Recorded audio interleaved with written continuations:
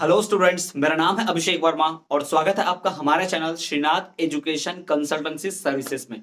Students, आज आपके लिए श्रीनाथ एजुकेशन कंसल्टेंसी सर्विसेज लेकर आए हैं डीएलएड का पाठ्यक्रम। जी हाँ, आज हम बात करेंगे डीएलएड के द्वितीय वर्ष के विषय पर्यावरण अध्ययन शिक्षण की इकाई 6 की। जी हाँ, यह इसकी 6वीं और अंतिम इकाई है। इसके पश्चात यह विषय समाप्त हो जाएगा। फिर हम प्रथम वर्ष के और द्वितीय वर्ष के एक नए विषय की ओर बढ़ेंगे। स्टूडेंट, आज के वीडियो लेक्चर में हम बात करेंगे इकाई 6 के वस्तुनिष्ठ प्रश्नोत्तरों की, इकाई 6 के लघु उत्तरीयों की, अति लघु उत्तरीय प्रश्नोत्तर, दीर्घ उत्तरीय प्रश्नोत्तर, अति दीर्घ उत्तरीय प्रश्न, यानी सब पढ़ेंगे। साथ ही साथ इसमें हम अंक विभाजन की बात करेंगे कि इस इकाई के अंक विभाजित कैसे गए, इस पर कितने अंक आवंटित है, किस प्रकार के और कितने मार्क्स के प्रश्नोत्तर आते हैं। साथ ही साथ मोस्ट क्वेश्चंस, डीएलएड के सारे इंपॉर्टेंट क्वेश्चंस भी हम इसी वीडियो लेक्चर में देखेंगे। तो वीडियो के एंड तक आपको बने रहना है। साथ ही साथ ये जो इकाई है, जी हाँ, पर्यावरण अध्ययन शिक्षण की इकाई 6वीं, जिसका नाम है कक्षा योजना एवं मूल्यांकन, ये कुछ लेसन प्लान पर डिपेंड करता है, लेसन प्लान के जैसा है ना, तो उस पर हम बात करेंगे। साथ ही मूल्यांकन और कक्षा योजना, इन दो के ऊपर ही सारे सवाल आधारित होंगे। ये जो दो टॉपिक है, ये जो नाम है, इसी के ऊपर सारा क्या रहेगा, आधारित तो होगा पूरा का पूरा ये यूनिट। ठीक है, तो चलिए बढ़ते हैं और बात करते हैं श्रीनाथ एजुकेशन कंसल्टेंसी सर्विसेज की। श्रीनाथ एजुकेशन कंसल्टेंसी सर्विसेज आपके लेकर आते हैं डीएलएड के वेरियस पाठ्यक्रम। जी हाँ, श्रीनाथ एजुकेशन कंसल्टेंसी सर्विसेज पूरे भारतवर्ष में एक राष्ट्रीय संस्था है जो कि भारतवर्ष के सभी किसी भी राज्यों से सभी छात्रों को डिप्लोमा और डिग्री के कोर्सेज में एडमिशन प्रवेश देते हैं। आप हमारे यहाँ B pharma, D pharma, BA, BEd, MA, BSc BEd, BA BEd, DEd, BEd, REET, MPTT, इन विभिन्न कोर्सेज के एडमिशन ले सकते हैं, तैयारी कर सकते हैं। सैकड़ों छात्रों ने, भारतवर्ष के सैकड़ों छात्रों ने प्रवेश पाकर अपना डिग्री डिप्लोमा प्राप्त किया है, भरोसा दिखाया है। आप भी जुड़ सकते हैं। दिए गए नंबर पे आपको संपर्क करना है। कोर्स से संबंधित, फीस से संबंधित, इन सभी चीजों की जानकारी आपको मिल जाएगी। साथ ही साथ स्टूडेंट्स, अगर आप हमारे चैनल पर नए हैं तो चैनल को सब्सक्राइब जरूर करें, बेल नोटिफिकेशन को ऑल पर रखें ताकि आपको सारी जानकारी मिले। श्रीनाथ एजुकेशन कंसल्टेंसी सर्विसेज आपको न सिर्फ ऑनलाइन बल्कि ऑफलाइन वीडियो लेक्चर्स, इस तरह के स्टडी मटेरियल क्लासेस की सुविधा भी उपलब्ध कराती है, जहां आप पढ़ाई कर कर न सिर्फ पहले प्रवेश लेंगे बल्कि प्रवेश के बाद हम आपको बहुत सारे स्टडी मटेरियल प्रोवाइड करते हैं, सही गाइडेंस देते हैं ताकि आप अपनी डिग्री और डिप्लोमा अच्छे परसेंट 80 to 90% के साथ सिक्योर करें। जी हाँ, डिग्री प्राप्त कर, अपनी मनचाही डिग्री प्राप्त कर आप चाहे तो अपने मनपसंद सरकारी पदों पर नियुक्ति भी पा सकते हैं और अपना सरकारी अधिकारी बनने का सपना पूरे कर सकते हैं। अभी तक सैकड़ों हजारों छात्रों ने हमारे साथ जुड़कर डिग्री डिप्लोमा प्राप्त किया है। प्रवेश चालू है। दिए गए नंबर पर आप संपर्क कर सकते हैं, विभिन्न कोर्सेज में प्रवेश पा सकते हैं। साथ ही साथ स्टूडेंट्स, अगर आप अपने सगे संबंधी, दोस्त, बंधु, इन किसी का भी एडमिशन कराना चाहते हैं विभिन्न कोर्सेज में, जैसे कि B pharma, D pharma, BA, BEd, BSc BEd, BA BEd, DEd, BEd, REET, MPTT, इन सभी कोर्सेज और भी बहुत सारे कोर्सेज में एडमिशन प्राप्त करना चाहते हैं तो दिए गए नंबर पर संपर्क कीजिए। भारतवर्ष के किसी भी राज्य के आप छात्र रहे हो, आपको प्रवेश मिलेगा। आप नियमित, स्वाध्यायी, डिस्टेंस मोड, प्राइवेट, रेगुलर, जिस भी माध्यम से डिग्री प्राप्त करना चाहते हैं आपको मिलेगी। तो देर ना कीजिए, दिए गए नंबर पर संपर्क कीजिए आज ही और डिग्री प्राप्त कीजिए। चलिए स्टूडेंट्स, ये तो बात हो गई श्रीनाथ एजुकेशन कंसल्टेंसी सर्विसेज की। अब बढ़ते हैं हमारी यूनिट इकाई की तरफ। 6वीं इकाई पर्यावरण अध्ययन शिक्षण की आखिरी एवं 6वीं इकाई, जिसका नाम है कक्षा योजना एवं मूल्यांकन। इस बात करते हैं इसके अंक विभाजन की। तो इस इकाई 6 के अंक आवंटित है कुल 10। जी हाँ, इस इकाई 6 पर कुल 10 अंक आवंटित हैं। तो इन 10 अंकों का विभाजन कैसे है, ये 10 अंक जो है कौन से प्रश्न उत्तर इसे पूछेंगे उसकी बात करते हैं। तो यहां पर भाई 1 नंबर का 3 प्रश्न है, यानी वस्तुनिष्ठ कितने आएंगे, कुल 3 आएंगे, 3 वस्तुनिष्ठ प्रश्न आएंगे। फिर इसमें 2 नंबर का एक प्रश्न है, यानी अति लघु उत्तरीय भी 1 आने वाला है, और एक 5 नंबर का प्रश्न है। यहाँ पर दीर्घ उत्तरीय प्रश्न कितना आएगा, 1 आएगा, यानी एक अति लघु, 3 वस्तुनिष्ठ और एक आएगा दीर्घ उत्तरीय प्रश्न उत्तर। ठीक, तो ये दीर्घ प्रश्न भी आएगा। तो इस प्रकार से 5 और 2 7 और ये 3 10, तो कुल 10 अंक आवंटित है इस इकाई 6 पर। तो चलिए स्टूडेंट्स, बिना किसी देरी के अब हम शुरू करते हैं। लेकिन शुरू करने से मेरी छोटी सी रिक्वेस्ट, अगर आप हमारे चैनल पर श्रीनाथ एजुकेशन कंसल्टेंसी सर्विसेज पर नए हैं तो चैनल को सब्सक्राइब जरूर करें, साथ ही साथ बेल नोटिफिकेशन को ऑल पर रखें ताकि आप सारे वीडियो सबसे पहले पा सके, कोई भी वीडियो मिस ना करें। तो ये तो बात हो गई श्रीनाथ एजुकेशन कंसल्टेंसी सर्विसेज की, और शुरू करते हैं हमारा विषय, द्वितीय वर्ष का विषय, प्रश्न पत्र क्रमांक 17वां, पर्यावरण अध्ययन शिक्षण की इकाई 6, जिसमें हम बात करेंगे सबसे महत्वपूर्ण प्रश्नों की शुरुआत करते हैं। तो पहला है, सामान्य से विशिष्ट की ओर किस शिक्षण विधि में, किस शिक्षण विधि में सामान्य से विशिष्ट की ओर सिखाया जाता है, यानी पहले सामान्य चीजें सिखाते हैं फिर विशिष्ट चीजें। तो किस शिक्षण विधि में होता है, यह होता है निगमन विधि में। जी हाँ, निगमन शिक्षण विधि जो होती है उसमें सामान्य से विशिष्ट की ओर शिक्षण दी जाती है। यह होता है इसमें निगमन विधि में होता है। ठीक है, तो निगमन विधि में भाई सामान्य से विशिष्ट की ओर शिक्षा दी जाती है। तो ये पहला हो गया निगमन विधि। दूसरा, हरित ग्रह गैसों की सूची में कौन सी गैस नहीं है। जी हाँ, वो ग्रीन हाउस गैसेस जो होती हैं, हरित ग्रह गैस, ग्रीन हाउस गैसेस में से कौन सी गैस नहीं आती है, मीथेन उसमें नहीं आती है। मीथेन गैस जो है वो हरित ग्रह गैसेस में की सूची में नहीं आती। बाकी दूसरी कार्बन डाइऑक्साइड हो गया, कार्बन मोनोऑक्साइड हो गया, ये गैसेस आती हैं जो हार्मफुल हैं, हानिकारक गैसें हैं, वो हरित ग्रह गैसों की सूची में आएंगी। लेकिन मीथेन जो है वो हरित ग्रह गैसों की सूची में नहीं आता। ग्रीन हाउस गैस जिसे अंग्रेजी में कहते हैं, उन गैसेस की लिस्ट में उनमें मीथेन गैस नहीं आती है, आपको ध्यान रखना है। ठीक, पहला हमने पढ़ा सामान्य से विशिष्ट की ओर शिक्षण विधि निगमन विधि है। हरित ग्रह गैसों की सूची में कौन सी गैस नहीं है, तो मीथेन गैस नहीं है। बढ़ते अगले प्रश्न की ओर, भ्रमण किस विधि का उदाहरण है। भ्रमण करना, फील्ड ट्रिप करना, जिसे अंग्रेजी में फील्ड ट्रिप कहा जाता है, यह किस विधि का है, तो यह होता है आगमन विधि। जी हाँ, शिक्षण की दो विधियां होती हैं, आगमन विधि और निगमन विधि। निगमन विधि में भाई सामान्य से विशिष्ट की ओर पढ़ाते हैं, जबकि आगमन विधि में फील्ड ट्रिप पर जाते हैं। जी हम भ्रमण करते हैं, भ्रमण करते हुए, घूमते हुए, प्रत्यक्ष ज्ञान लेते हुए पढ़ते हैं, जिसमें स्थायी ज्ञान होता है और प्रत्यक्ष करके सीखते हैं और अपने प्रत्यक्ष से वो ज्ञान हासिल करते हैं। तो कहने का अर्थ यह है कि भ्रमण किस विधि का उदाहरण है, आगमन विधि का। सामान्य से विशिष्ट की ओर किस विधि में जाते हैं, निगमन विधि में। और हरित गैसों की सूची में कौन सी गैस नहीं है, मीथेन गैस नहीं है। बढ़ते अगले प्रश्न की ओर, मॉन्टेसरी विधि के जन्मदाता कौन है, तो मेरिया मॉन्टेसरी। जी हाँ, मॉन्टेसरी शिक्षा जो छात्रों को प्रदान की जाती है, मॉन्टेसरी स्कूलिंग, मॉन्टेसरी शिक्षा जो प्रदान की जाती है, उस शिक्षा के जनक कौन है, किसने ये शिक्षा शुरू की, तो ये शिक्षा शुरू की थी मेरिया मॉन्टेसरी ने। किसने शुरू की थी, मेरिया मॉन्टेसरी। जी हाँ, मॉन्टेसरी विधि के जन्मदाता है मेरिया मॉन्टेसरी, ध्यान रखिएगा, मेरिया मॉन्टेसरी। अगला प्रश्न, किंडरगार्टन विधि का दूसरा नाम क्या है। किंडरगार्टन, जहां छोटे छोटे बच्चे स्कूल जाते हैं, प्ले स्कूल के नाम से भी जाना जाता है। तो ये जो किंडरगार्टन स्कूल है, जहां पर छात्रों को, बच्चों को खेल खेल में सिखाया जाता है, एक्टिविटी गतिविधियां कराई जाती हैं। आपने देखो प्लास्टिक की बॉल, प्लास्टिक के अक्षर, है ना, ये सारी चीजें होती है, छोटी छोटी चेयर पे वो बच्चे बैठे होते हैं, तो वो किंडरगार्टन स्कूल है। ठीक है, तो उसे किंडरगार्टन कहते हैं। तो इस किंडरगार्टन विधि का दूसरा नाम क्या है, तो इसका दूसरा नाम है बालोद्यान शिक्षण विधि। बाल उद्यान शिक्षण विधि, यानी जहां बालक रहते हैं और उद्यान पार्क जैसा है, बालकों बच्चों का पार्क है ना, तो बालो उद्यान शिक्षण विधि को किंडरगार्टन विधि का ही दूसरा नाम है, याद रखिएगा। बालोद्यान शिक्षण विधि किस विधि का दूसरा नाम है, किंडरगार्टन शिक्षण विधि का। किंडरगार्टन विधि का दूसरा नाम क्या है, बालोद्यान शिक्षण विधि। तो वाइस वर्षा कैसे भी पूछ सकता है, आपको ध्यान रखना है। बढ़ते अगले प्रश्न की ओर, पर्यावरण शिक्षा के लिए अंतरराष्ट्रीय संस्था कौन सी है, तो इप, IEEP, पर्यावरण शिक्षा संस्था के लिए, अंतरराष्ट्रीय संस्था जो है पर्यावरण शिक्षा के लिए, पर्यावरण सिखाने के लिए जो इंटरनेशनल लेवल पर, अंतरराष्ट्रीय स्तर पर जो संस्था बनाई गई है, उस संस्था का नाम है इप, इंटरनेशनल। ठीक है, इन्वायरमेंट वाला। ठीक है, इंटरनेशनल एनवायरमेंट एजुकेशन, ये ध्यान रखेंगे, फुल फॉर्म है इप, IEEP।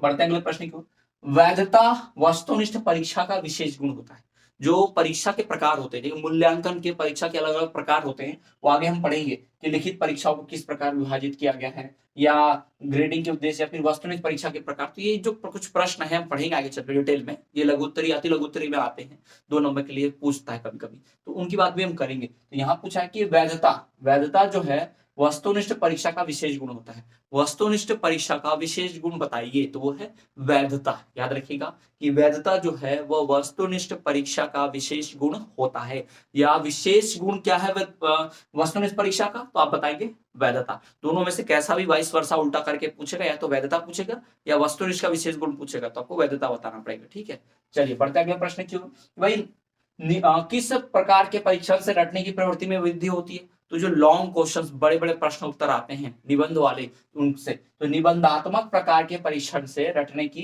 प्रवृत्ति में वृद्धि होती है, क्योंकि लॉन्ग क्वेश्चंस 1-2 ही आते हैं, तो खास होते हैं, तो छात्र बार बार उनको ही रट के जाते हैं। किसी पार्ट से 1-2 निबंध वाले क्वेश्चंस बड़े लॉन्ग होते हैं, दीर्घ उत्तरीय में होते हैं, दीर्घ उत्तर में होते हैं, निबंध के रूप में होते हैं, तो छात्र उनको रट लेते हैं क्योंकि उनको पता है एक निबंध वाला आएगा तो दो पढ़ लो, दो रट लो, इसमें से एक तो आएगा ही। तो छात्रों में रटने की प्रवृत्ति में वृद्धि होती है निबंधात्मक प्रकार के परीक्षण से। जी हाँ, अगर निबंधात्मक प्रकार का परीक्षण चलेगा तो छात्रों में रटने की प्रवृत्ति में क्या होगी, वृद्धि होगी, वो ज्यादा रटेंगे। इस बात को ध्यान रखिए, रटने की प्रवृत्ति में वृद्धि होगी अगर बालकों का निबंधात्मक परीक्षण लिया जाएगा। बढ़ते गए प्रश्न की ओर। किसी भी परीक्षण को बनाने में सर्वाधिक भार किसे मिलता है, ज्ञान को। भाई ज्ञान परख विधि, अब देखिए जितने भी प्रकार के प्रश्न उत्तर आते हैं उसमें से ज्ञान को परखने वाले, स्मृति को परखने वाले अलग अलग प्रश्न उत्तर रहेंगे, लेकिन सबसे ज्यादा भार, सबसे ज्यादा क्वेश्चन, सबसे ज्यादा प्रश्न किस प्रकार के आएंगे, तो ज्ञान परख वाले, याद रखिएगा। तो सब किसी भी परीक्षण को बनाने में, चाहे वो कैसा भी परीक्षण हो, लिखित हो, मौखिक हो, वस्तुनिष्ठ हो, कैसा भी परीक्षण हो, उस परीक्षण को बनाने में सर्वाधिक भार किसको मिलता है, ज्ञान को। जी हाँ, ज्ञान आधारित प्रश्न, ज्ञान आधारित क्वेश्चंस, है ना, नॉलेज बेस्ड क्वेश्चन जो होंगे वो ज्यादा होंगे। तो किसी भी परीक्षण को बनाने में सर्वाधिक भार किसको मिलता है, ज्ञान को मिलता है। ठीक है, बढ़ते अगले प्रश्न की ओर। किसी व्यक्ति, क्रिया, स्थिति अथवा वस्तु की ओर ध्यान देने वाले भाव को ही क्या कहते हैं, रुचि कहते हैं, है ना। किसी भी व्यक्ति, क्रिया, स्थिति अथवा वस्तु की ओर ध्यान देना, वस्तु की तरफ ध्यान जाना, क्रिया की तरफ ध्यान जाना, किसी व्यक्ति की तरफ बार बार ध्यान जाना, उनकी ही बात करना, तो उसे ही क्या कहते हैं, रुचि कहते हैं। उदाहरण के तौर पर अगर किसी आप डॉक्टर की बात करें तो डॉक्टर बार बार दवाइयों की, मरीजों की, इनकी बात करेगा, बीमारियों की बात करेगा, है ना, उनसे दूर बचने की बात करेगा, तो उसकी रुचि है। तो अगर कोई व्यक्ति किसी भी व्यक्ति, क्रिया, स्थिति या अथवा किसी वस्तु की ओर बार बार ध्यान देने की बात करता है, उसी की ओर ध्यान देना करते रहता है हमेशा केंद्रित, तो इस बात को कहते हैं रुचि कहते हैं। ठीक है, किसी व्यक्ति, क्रिया, स्थिति अथवा वस्तु की ओर ध्यान देना ही रुचि कहलाती है। ठीक, अगला देखिए। अब यहाँ पे हमने जितने पढ़े वस्तुनिष्ठ प्रश्न है, इसमें से 3 आएंगे। इसके बाद हम लघु उत्तरीय प्रश्न पढ़ेंगे। इसके बाद जो प्रश्न उत्तर है सारे अति लघु उत्तरीय प्रश्न उत्तर है, जो 2 नंबर के लिए पूछ सकते हैं, या फिर इनकी सहायता से आप 5 नंबर का प्रश्न लिख सकते हैं। तो हम पढ़ते हैं, एक बार फिर से रिवाइज कर लेते हैं। अभी तक हमने जो एमसीक्यू वस्तुनिष्ठ पढ़ा, तो सामान्य से विशिष्ट की ओर किस शिक्षण विधि में है, निगमन विधि में है। हरित गृह गैसों की सूची में कौन सी गैस नहीं है, मीथेन गैस नहीं आती ग्रीन हाउस गैस में। भ्रमण किस विधि का उदाहरण है, तो भ्रमण जो होता है वो आगमन विधि का उदाहरण है। ठीक है भाई, हमने सामान्य से विशिष्ट की ओर निगमन विधि, फील्ड ट्रिप यानी कि भ्रमण आगमन विधि में है। मॉन्टेसरी विधि के जन्मदाता कौन है, मॉन्टेसरी विधि के जन्मदाता मेरिया मॉन्टेसरी है। जी हाँ, नाम नहीं उनके सरनेम में लिखा हुआ है, तो मॉन्टेसरी विधि के जन्मदाता मेरिया मॉन्टेसरी है, ये ध्यान रखिएगा। अगला, किंडरगार्टन विधि का दूसरा नाम क्या है, किंडरगार्टन विधि का दूसरा नाम बालोद्यान शिक्षण विधि है, या फिर बालोद्यान शिक्षण विधि का दूसरा नाम क्या है, पहला नाम क्या है, तो बता दीजिए, किंडरगार्टन विधि है। ठीक, पर्यावरण शिक्षा के लिए अंतरराष्ट्रीय संस्था कौन सी है, इफ, IEEP। पर्यावरण शिक्षा के लिए अंतरराष्ट्रीय संस्था है IEEP, इफ। अगला प्रश्न है, वैधता वस्तुनिष्ठ परीक्षा का विशेष गुण होता है। वस्तुनिष्ठ परीक्षा का विशेष गुण क्या होता है, वैधता। जी हाँ, वैधता जो है वो वस्तुनिष्ठ परीक्षा का विशेष गुण होता है, या फिर वस्तुनिष्ठ परीक्षा का विशेष गुण क्या होता है, वैधता, ध्यान रखेंगे। निबंधात्मक प्रकार के परीक्षण से रटने की प्रवृत्ति में वृद्धि होती है। अगर निबंधात्मक प्रश्न ज्यादा पूछे जाएंगे तो इससे छात्रों में कैसी प्रवृत्ति आएगी, रटने की प्रवृत्ति आ जाएगी। किसी भी परीक्षण को बनाने में सर्वाधिक भार किस चीज को मिलता है, ज्ञान को, स्मृति को भी नहीं, किसी भी चीज को नहीं, सबसे ज्यादा सर्वाधिक भार ज्ञान को मिलता है। ठीक, किसी व्यक्ति, क्रिया, स्थिति अथवा वस्तु की ओर ध्यान देने वाला रुचि को ही रुचि कहते हैं। किसी व्यक्ति, वस्तु, क्रिया की तरफ ज्यादा ध्यान देना ये क्या कहलाती है, रुचि कहलाती है। तो ये तो हो गए हमारे 10 सबसे महत्वपूर्ण वस्तुनिष्ठ प्रश्न। इसमें से कोई 3 आएंगे, 100% गारंटी है। इन्हीं 10 में से 3 आएंगे वस्तुनिष्ठ प्रश्न उत्तर। इन 10 को पढ़ लीजिए, आपके 3 नंबर तो ऐसे ही पक्के हो जाएंगे। और इन 10 की सहायता से आप बड़े प्रश्न उत्तर, लघु उत्तरीय, अति लघु उत्तरीय, दीर्घ उत्तरीय भी लिख पाओगे इन 10 प्रश्न उत्तर की सहायता से। ठीक है, तो वस्तुनिष्ठ बहुत महत्वपूर्ण होते हैं। यह न सिर्फ आपके 2-3 नंबर, यहाँ पे 3 नंबर दिला रहा है, बल्कि आगे के जो लघु उत्तरीय प्रश्न होंगे उनको भी लिखने में यही मदद करेंगे। ठीक, तो चलिए अब बढ़ते हैं कुछ अति लघु उत्तरीय प्रश्न उत्तरों की तरफ। तो हमारा जो 11वां प्रश्न है, वस्तुनिष्ठ परीक्षा के प्रकार लिखिए। हम जो वस्तुनिष्ठ प्रश्न उत्तर आते हैं, यानी कि ऑब्जेक्टिव मल्टीपल चॉइस क्वेश्चन जो आते हैं, ऑब्जेक्टिव टाइप क्वेश्चन जो आते हैं, वस्तुनिष्ठ प्रश्न उत्तर आते हैं, कितने प्रकार के होते हैं आपने देखा होगा। पहले आता है कोई एक चुनो, सही जोड़ी, सही चुनो, है ना, उसमें बोलते हैं कोई एक, यानी कि सही उत्तर चुनकर लिखो, तो वो मल्टीपल चॉइस क्वेश्चंस होता है। उसमें ढेर सारे 4 ऑप्शन देते हैं, 4 में से एक चुनना पड़ता है। फिर उसके बाद आता है सही जोड़ी मिलाओ, खाली स्थान भरो, ट्रू फॉल्स, सही गलत लिखो, है ना, ऐसा भी आता है। सही जोड़ी बनाओ, मैच द फॉलोइंग, ऐसा भी आता है। तो बहुत सारे वस्तुनिष्ठ प्रश्नों के प्रकार है। तो आपको लिखना होगा, बहुत आसान है, आप पहले से जानते होंगे, आप बचपन से अभी तक परीक्षा देते हैं स्कूलों में, है ना। तो देखिए वस्तुनिष्ठ परीक्षा के प्रकार लिखिए। तो वस्तुनिष्ठ परीक्षा का पहला प्रकार है खाली स्थान भरो। वस्तुनिष्ठ परीक्षा का पहला प्रकार खाली स्थान भरो। दूसरा, एक शब्द में उत्तर दो। वस्तुनिष्ठ परीक्षा का दूसरा क्या है कि एक शब्द में उत्तर दो। तीसरा, बहु उत्तरीय प्रश्न, यानी कि कई उत्तर दिए रहेंगे, उसमें से एक चुनना होगा, मल्टीपल चॉइस क्वेश्चंस। एक शब्द में उत्तर दो यानी आंसर इन वर्ड सेंटेंस, यानी एक शब्द या एक वाक्य में उत्तर दो। खाली स्थान भरो, फिल इन द ब्लैंक्स। और बहुत तरह प्रश्न, मल्टीपल चॉइस क्वेश्चंस। फिर सही गलत का निशान लगाओ, करेक्ट, ट्रू फॉल्स, सही गलत। उचित संबंध जोड़ो, मैच द फॉलोइंग, है ना, मैच द फॉलोइंग मैच करो। तो इतने प्रकार के क्या होते हैं, वस्तुनिष्ठ प्रश्न उत्तर होते हैं। बढ़ते अगले प्रश्न की ओर। ग्रेडिंग के उद्देश्य लिखिए। भाई जो ग्रेडिंग होती है उसके उद्देश्य क्या है। भाई ग्रेडिंग करना, इसका क्या उद्देश्य है। भाई ग्रेडिंग करने से पता चलता है कि कितना माप पाते हैं हम, आकलन कर पाते हैं, परीक्षण कर पाते हैं, क्या किस हद तक, किस लेवल तक है, कितना है, ये हम जान पाते हैं। तो इस यहां देखिए भाई ग्रेडिंग के उद्देश्य लिखिए। तो ग्रेडिंग के उद्देश्य निम्नलिखित दिए गए हैं। अभी 5 नंबर के लिए दीर्घ उत्तरीय में पूछ सकता है, अति लघु उत्तरीय में 2 नंबर के लिए पूछ सकता है। तो ग्रेडिंग का उद्देश्य 4 ऑप्शन देगा, उसमें से कौन सा ग्रेडिंग का उद्देश्य नहीं है, ऐसा भी दे सकता है। तो वस्तुनिष्ठ भी आ सकता है, ध्यान रखिए। पहला, अधिगम अनुभव का मापन, किसको भाई अधिगम का अनुभव है, कितना सीखने का अनुभव है, ये नापने के लिए ग्रेडिंग रखा जाता है। दूसरा, संपादन स्तर का ज्ञान, भाई संपादन कितना आता है उसे, कितना किस स्तर का उसको ज्ञान है, ये पता चल जाता है। तीसरा, स्व मूल्यांकन हेतु जानकारी, भाई खुद का मूल्यांकन करना है तो आपको जानकारी जो चाहिए वो कैसे मिलेगा, ग्रेडिंग से ही तो मिलेगा, ग्रेडिंग सिस्टम से ही मिलेगा। फिर उपलब्ध स्तर की जानकारी, किस स्तर की जानकारी उपलब्ध है, या जानकारी जो हमें उपलब्ध होती है वो किस स्तर की है, या एक पर्टिकुलर, एक खास स्तर की जानकारी हासिल करने के लिए ग्रेडिंग सिस्टम होता है। तो ग्रेडिंग के जो उद्देश्य वो निम्नलिखित दिए गए हैं। नंबर 1, अधिगम अनुभव का मापन। नंबर 2, संपादन स्तर का ज्ञान। नंबर 3, स्व मूल्यांकन हेतु जानकारी। नंबर 4, उपलब्ध स्तर की जानकारी। तो ये 4 जो निम्नलिखित फायदे हैं, ये 4 जो निम्नलिखित उद्देश्य हैं, किसके हैं, ग्रेडिंग के हैं। ये 4 निम्नलिखित उद्देश्य हैं ग्रेडिंग के। बढ़ते अगले प्रश्न की ओर। लिखित परीक्षाओं को किस प्रकार विभाजित किया है। जो रिटन टेस्ट होती है, जो लिखित परीक्षा होती है, आप सबने जो दी होगी स्कूलों में, तो कितने प्रकार की होती है ना, किस प्रकार विभाजित है, कैसे कैसे पार्ट में डिवाइड किया गया उसको, उसका विभाजन कितने भागों में किया गया, ये पूछा गया। लिखित परीक्षा का विभाजन किस प्रकार किया गया है, ये पूछा जा रहा है। तो देखिए यहाँ पर लिखित परीक्षाओं का विभाजन निम्न प्रकार किया गया है, या निम्नलिखित विभाजन किया गया लिखित परीक्षाओं का। डैश देख लिखिए। नंबर 1, निबंधात्मक, भाई पहला है निबंधात्मक, यानी निबंध के रूप में, वेरी लॉन्ग। फिर आता है दूसरा लघु उत्तरात्मक, वेरी शॉर्ट, लघु उत्तरीय। फिर आता है अति लघु उत्तरीय, वेरी शॉर्ट, ये शॉर्ट ही वेरी शॉर्ट। लघु मतलब शॉर्ट और अति लघु मतलब वेरी शॉर्ट।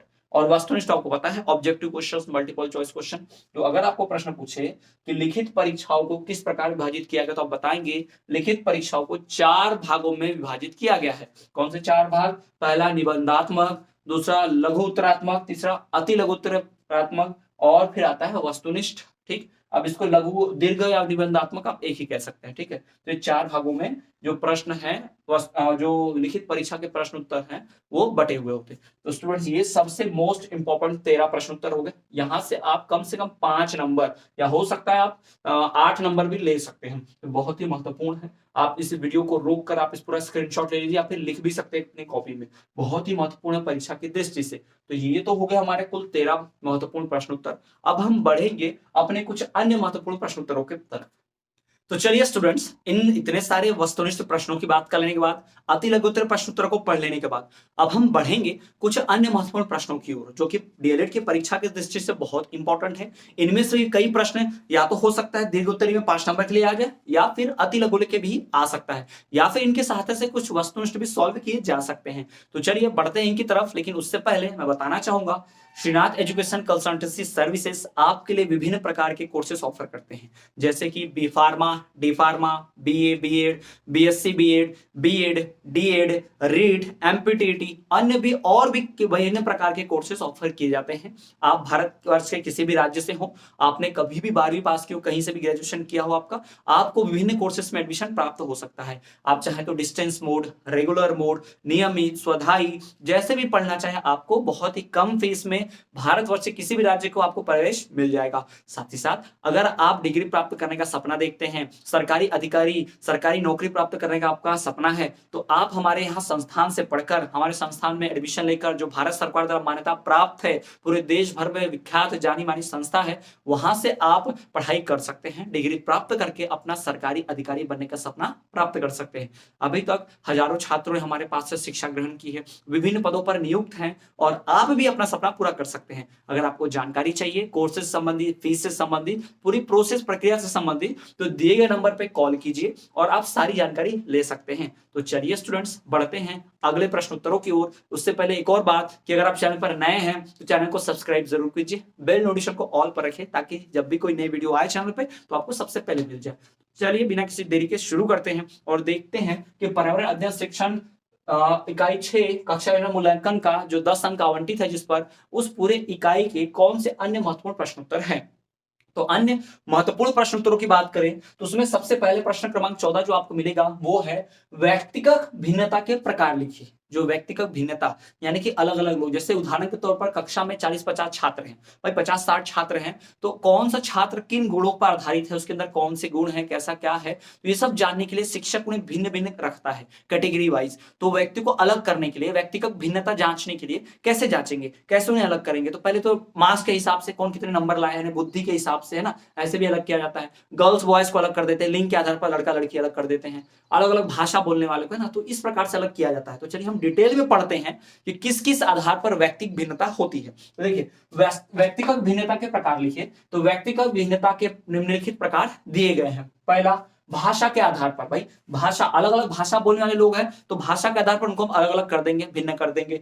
दूसरा, लिंग के आधार पर, भाई हमको लिंग के आधार पर भी अलग कर सकते हैं, अलग अलग लिंग वाले, जी हाँ, अलग अलग लिंग के आधार पर, यानी पुल्लिंग है, स्त्रीलिंग है, नपुंसक लिंग है, उनके लिंग के आधार पर भी उनको अलग किया जा सकता है, यानी लिंग के आधार पर भी। तीसरा, परिवार व समुदाय के आधार पर, जी हाँ, परिवार और समुदाय के आधार पर, यानी किस परिवार से आते हैं, उनका समुदाय क्या है, किस फील्ड से, क्या बैकग्राउंड, क्या पृष्ठभूमि है उनकी, उसके आधार पर भी उन्हें अलग किया जा सकता है। साथ ही साथ संवेग के आधार पर, भावनाओं के आधार पर, कौन कितना एक्टिव है, कौन नहीं है, कौन कितने भावनाओं वाला कितना नहीं है, उसके आधार पर भी अलग किया जा सकता है।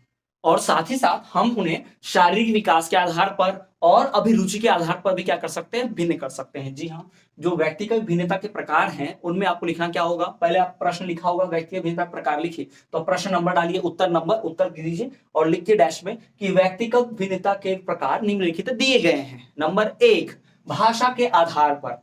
नंबर 2, लिंग के आधार पर। नंबर 3, परिवार व समुदाय के आधार पर। नंबर 4, संवेगों के आधार पर। नंबर 5, शारीरिक विकास के आधार पर। नंबर 6, अभिरुचि, इंटरेस्ट के आधार पर। तो इन सब आधार पर क्या किया जा सकता है, उन व्यक्तियों की भिन्नता की जाती है, अलग अलग उन्हें हम बांट सकते हैं, अलग अलग रख सकते हैं। तो ये व्यक्तिगत भिन्नता के प्रकार है। कुल कितने प्रकार है, 6 प्रकार है, ध्यान रखिएगा, कुल कितने, 6 प्रकार। चलिए अब बढ़ते हैं अगले प्रश्न की ओर। अगला प्रश्न है, शिक्षक द्वारा की जाने वाली पृष्ठ पोषण के प्रकार लिखिए। शिक्षक जो पृष्ठ पोषण करता है, छात्रों को उनका मनोबल बढ़ाता है, उनका विकास करता है, तो वो कैसे होता है, तो पृष्ठ पोषण कैसे होगा, अलग प्रकार से सहायता कैसे होगी। तो देखिए, पहला तो सकारात्मक पृष्ठ पोषण, नकारात्मक पृष्ठ पोषण, प्रभावशाली पृष्ठ पोषण, विवरणात्मक पृष्ठ पोषण, मूल्यांकन पृष्ठ पोषण, प्रेरणात्मक पृष्ठ पोषण, लिखित पृष्ठ पोषण, मौखिक पृष्ठ पोषण, औपचारिक पृष्ठ पोषण और अनौपचारिक पृष्ठ पोषण। तो ये 10 प्रकार के पृष्ठ पोषण है। जरूरी नहीं आप 10 के 10 लिखें, 5 नंबर के लिए आता है तो आप 6 भी लिख सकते हैं, बहुत है, 6-7 भी लिख दे तो बहुत है, ठीक है। और 2 नंबर के लिए आया तो ये सारे नाम बस लिख दीजिएगा, ठीक है, डिटेल में एक्सप्लेन नहीं करेंगे, बस नाम लिखेंगे। तो ये हो गए सारे पृष्ठ पोषण की बात। यानी बच्चों को पहले सकारात्मक चीजें सिखाइए तो उसका क्या रिजल्ट निकलता है, परिणाम क्या आता है। आप नकारात्मक यानी उन्हें डरा कर, फेल हो गए तो 1 साल छूट जाएगा, बर्बाद हो जाएगा, फेल हो गए तो ये नंबर होंगे, फेल हो गए तो क्लास के बाहर खड़े कर देंगे, पिताजी को बुलाया जाएगा, इस प्रकार का नकारात्मक यानी डरा कर भी उनसे हम अच्छा परिणाम निकलवा सकते हैं। प्रभावशाली कुछ असरदार तरीका, विवरणात्मक कुछ डिटेल में एक्सप्लेन करके, विवरण देके, मूल्यांकन करके, प्रेरणा, उन्हें मोटिवेट करके, प्रेरणा देके, उनका उत्साह वर्धन करके, है ना, लिखित परीक्षा लेके, मौखिक रूप से, औपचारिक रूप से, अनौपचारिक रूप से भी, है ना, इन सब तरीकों से क्या किया जा सकता है, शिक्षक द्वारा बालकों की पृष्ठ पोषण किए जा सकते हैं। तो शिक्षण इतने प्रकार से क्या करता है, पृष्ठ पोषण करता है। ठीक, बढ़ते हैं अगले प्रश्न की ओर। पृष्ठ पोषण की प्रक्रिया को समझाइए। जो पृष्ठ पोषण है उसकी प्रक्रिया को बतलाइए भाई। तो पृष्ठ पोषण की प्रक्रिया के 3 चरण होते हैं। कितने चरण होते हैं, कुल 3, जी हाँ। पृष्ठ पोषण प्रक्रिया के 3 चरण होते हैं। कौन से? निम्नलिखित दिए गए। नंबर 1, पृष्ठ पोषण के पूर्व की तैयारी। बच्चों को सिखाने से पहले खुद समझ लेना, सीख जाना, तैयारी कर लेना, कौन से बच्चे में क्या कमी है और उसमें क्या वो क्या अच्छा है, तो कैसे उसे मोटिवेट करेंगे, तो वो तैयारी पहले कर लेनी पड़ती है, पृष्ठ पोषण के पूर्व की तैयारी। दूसरा, पृष्ठ पोषण के दौरान सतर्कता। आप उन्हें समझाते सिखाते हुए अलर्ट रहना है, सतर्क रहना है, वो तो पृष्ठ पोषण के दौरान सतर्कता। तीसरा, प्रक्रिया के पश्चात किए जाने वाला कार्य। जी हाँ, पृष्ठ पोषण की प्रक्रिया के द्वारा उसके बाद किए जाने वाला कार्य, प्रतिक्रिया के पश्चात जो कार्य किया जाता है वो। जी हाँ, पृष्ठ पोषण की प्रतिक्रिया के पश्चात किए जाने वाला कार्य, यानी कि हमने जो उन्हें सिखाया, हमने जो उसने किया, उसे मोटिवेट किया, तो उसका परिणाम क्या निकला, वो क्या प्रतिक्रिया दे रहा है, वो रिस्पॉन्स दे रहा है कि नहीं। अगर रिस्पॉन्स दे रहा है तो बहुत अच्छी बात है, नहीं दे रहा है तो कुछ बदलना पड़ेगा और अलग तरीके से पृष्ठ पोषण करना पड़ेगा। तो ये जो है पृष्ठ पोषण की प्रक्रिया। ठीक, बढ़ते हैं अगले प्रश्न की ओर। अगला जो है वस्तुनिष्ठ परीक्षा के प्रकार लिखे। भाई, वस्तुनिष्ठ परीक्षा के प्रकार और ग्रेडिंग के उद्देश्य लिखे। ये दोनों प्रश्न उत्तर हमने अभी जस्ट इसके पहले वीडियो में पढ़ा। जी हाँ, तो ये दोनों बहुत महत्वपूर्ण है, आप समझ गए होंगे। अगर मैं इसे बार बार करा रहा हूं अर्थात ये बहुत ही महत्वपूर्ण है। जी हाँ, तो ये कुल यहाँ पर आपको 17-18 महत्वपूर्ण प्रश्न उत्तर जो दिखाई दे रहे हैं डीएलएड की परीक्षा के लिए सबसे महत्वपूर्ण यही है। इनके द्वारा ही डीएलएड की परीक्षा में सारा प्रश्न इनमें से ही पूछा जाता है, जो बहुत महत्वपूर्ण है। तो आपको इन सभी को ध्यान रखना है, इनके द्वारा आपको पढ़ाई करनी है। आप इनको लिख सकते हैं या स्क्रीनशॉट भी ले सकते हैं, वीडियो रोककर लिख भी सकते हैं। साथ ही साथ आपको पूरे 10 प्रश्न उत्तर यहीं से मिल जाएंगे। 10 नंबर जो हासिल करने हैं तो पूरी 10 अंक आवंटित है, इसी वीडियो को देखकर मिल जाएंगे। तो वीडियो एंड तक आपने देखा है उसके लिए धन्यवाद। साथ ही साथ मिलेंगे आप सब अगले वीडियो में अगले विषय के। जी हाँ, प्रथम वर्ष द्वितीय वर्ष के अगले विषयों को लेकर आएंगे, जिसमें हम मिलेंगे, बात करेंगे अगले विषयों की। तो सारी वीडियोस देख लीजिए, पहले के वीडियोस नहीं देखे तो चैनल पर देखिए, वो सारे भी देख लेंगे। तो चलिए स्टूडेंट्स, मिलते हैं आपसे अगले वीडियो में, तब तक के लिए इतना ही। और श्रीनाथ एजुकेशन कंसल्टेंसी के साथ जुड़े रहिए, चैनल को सब्सक्राइब कीजिए, बेल नोटिफिकेशन ऑल पर रखिए।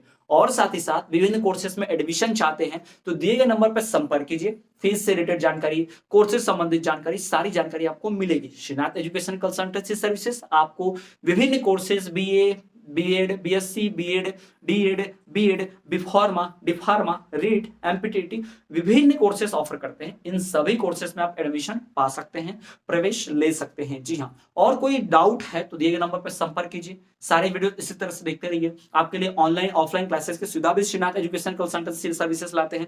हजारों छात्रों ने अभी तक प्रवेश पाकर अपना भविष्य उज्जवल बनाया है। आपका भी सपना है सरकारी अधिकारी बनने का, तो आप भी दिए गए नंबर पर संपर्क करके प्रवेश पा सकते हैं, बहुत कम फीस में, बहुत अच्छी सुविधा के साथ, भारत सरकार के द्वारा मान्यता प्राप्त संस्थाओं के साथ में। तो संपर्क कीजिए। तब से मिलते हैं आपके अगले वीडियो में।